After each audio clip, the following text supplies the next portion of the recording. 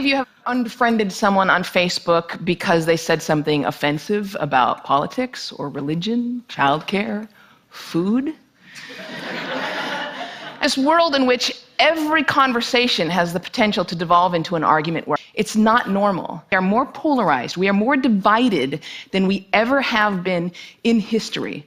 A conversation requires a balance between talking and listening, and somewhere along the way we lost that balance. Kids spend hours each day engaging with ideas and each other through screens, but rarely do they have an opportunity to hone their interpersonal communication skills. So I have 10 basic rules. I'm going to walk you through all of them, but honestly, if you just choose one of them and master it, you're already going to enjoy better conversations. Number 1, don't multitask. I mean, be present. Be in that moment. Don't be thinking about your argument you had with your boss. Don't be thinking about what you're going to have for dinner. If you want to get out of the conversation, get out of the conversation. But don't be half in it and half out of it. Number 2, don't pontificate. If you want to just state your opinion without any opportunity for response or argument or pushback or growth, write a blog.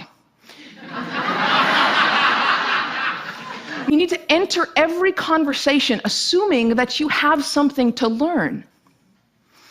Number 3, use open-ended questions. In this case, take a cue from journalists. Start your questions with who, what, where, when, why, or how.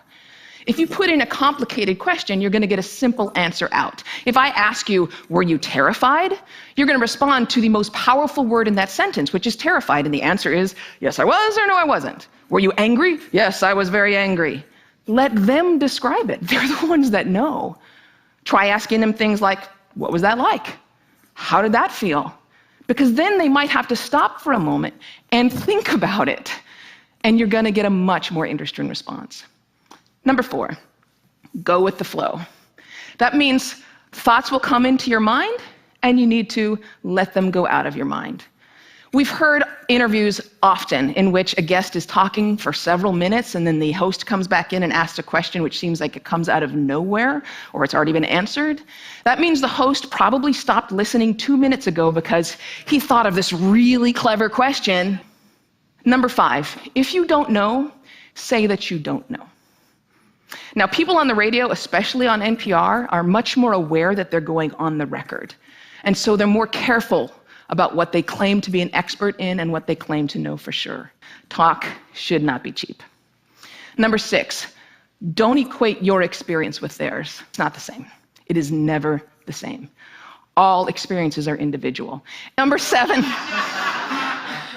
try not to repeat yourself. It's condescending and it's really boring. Number 8, stay out of the weeds. Frankly, people don't care about the years, the names, the dates, so forget the details. Leave them out.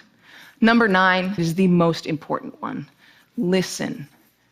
I cannot tell you how many really important people have said that listening is perhaps the number one most important skill that you could develop.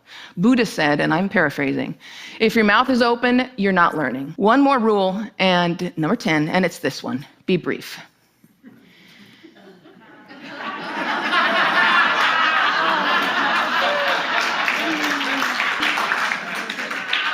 All of this boils down to the same basic concept, and it is this one.